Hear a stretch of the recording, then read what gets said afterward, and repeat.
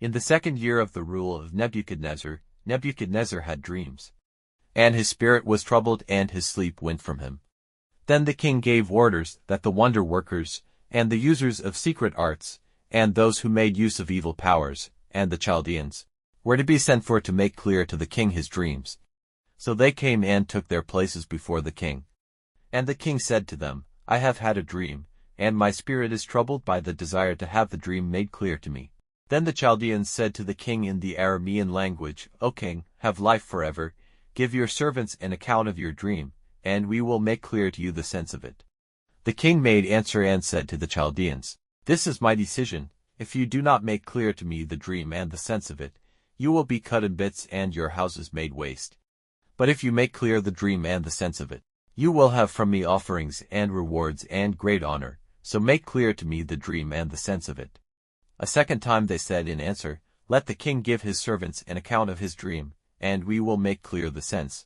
The king made answer and said, I am certain that you are attempting to get more time, because you see that my decision is fixed, that if you do not make my dream clear to me there is only one fate for you have made ready false and evil words to say before me till the times are changed.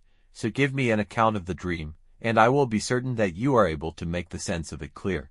Then the Chaldeans said to the king in answer, There is not a man on earth able to make clear the king's business.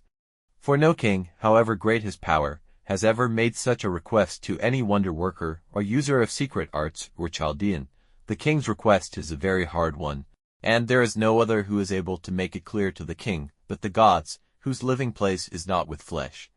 Because of this the king was angry and full of wrath, and gave orders for the destruction of all the wise men of Babylon. So the order went out that the wise men were to be put to death. And they were looking for Daniel and his friends to put them to death. Then Daniel gave an answer with wisdom and good sense to Arioch, the captain of the king's armed men, who had gone out to put to death the wise men of Babylon. He made answer and said to Arioch, O captain of the king, why is the king's order so cruel? Then Arioch gave Daniel an account of the business. And Daniel went in and made a request to the king to give him time and he would make clear the sense of his dream to the king. And Daniel went to his house and gave his friends Hananiah, Mishael, and Azariah the news, so that they might make a request for the mercy of the God of heaven in the question of this secret, so that Daniel and his friends might not come to destruction with the rest of the wise men of Babylon. Then the secret was made clear to Daniel in a vision of the night. And Daniel gave blessing to the God of heaven. And Daniel said in answer, May the name of God be praised forever and ever, for wisdom and strength are his. By him times and years are changed. By him kings are taken away and kings are lifted up.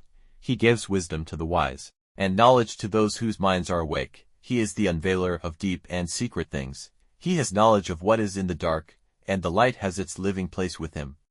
I give you praise and worship, O God of my fathers, who have given me wisdom and strength, and have now made clear to me what we were requesting from you, for you have given us knowledge of the king's business.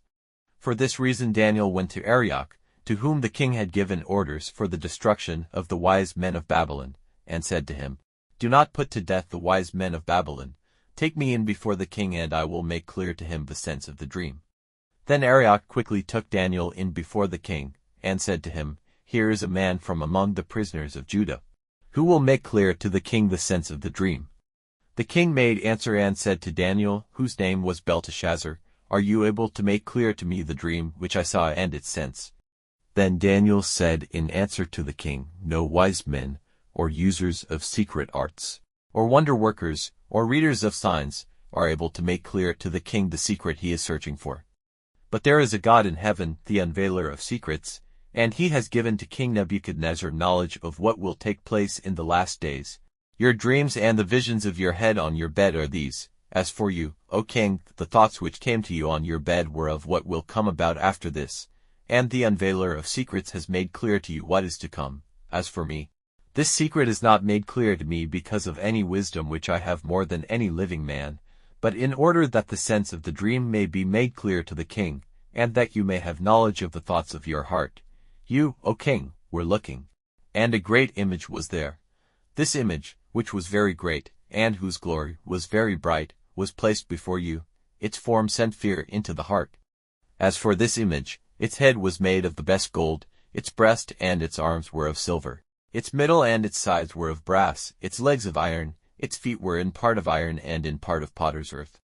While you were looking at it, a stone was cut out, but not by hands, and it gave the image a blow on its feet, which were of iron and earth, and they were broken in bits. Then the iron and the earth, the brass and the silver and the gold, were smashed together, and became like the dust on the floors where grain is crushed in summer. And the wind took them away so that no sign of them was to be seen, and the stone which gave the image a blow became a great mountain, covering all the earth. This is the dream, and we will make clear to the king the sense of it.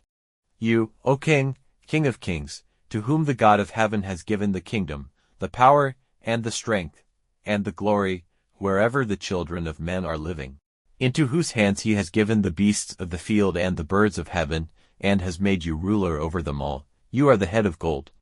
And after you another kingdom, lower than you, will come to power. And a third kingdom, of brass, ruling over all the earth. And the fourth kingdom will be strong as iron, because, as all things are broken and overcome by iron, so it will have the power of crushing and smashing down all the earth. And as you saw the feet and toes, part of potter's work and part of iron, there will be a division in the kingdom, but there will be some of the strength of iron in it, because you saw the iron mixed with the potter's earth. And as the toes of the feet were in part of iron and in part of earth, so part of the kingdom will be strong and part of it will readily be broken.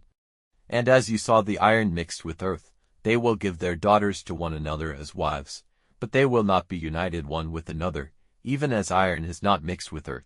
And in the days of those kings the God of heaven will put up a kingdom which will never come to destruction, and its power will never be given into the hands of another people, and all these kingdoms will be broken and overcome by it, but it will keep its place forever. Because you saw that a stone was cut out of the mountain without hands, and that by it the iron and the brass and the earth and the silver and the gold were broken to bits, a great God has given the king knowledge of what is to take place in the future. The dream is fixed, and its sense is certain. Then King Nebuchadnezzar, falling down on his face, gave worship to Daniel, and gave orders for an offering and spices to be given to him.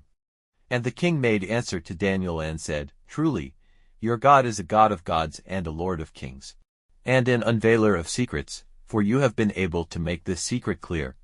Then the king made Daniel great, and gave him offerings in great number, and made him ruler over all the land of Babylon, and chief over all the wise men of Babylon.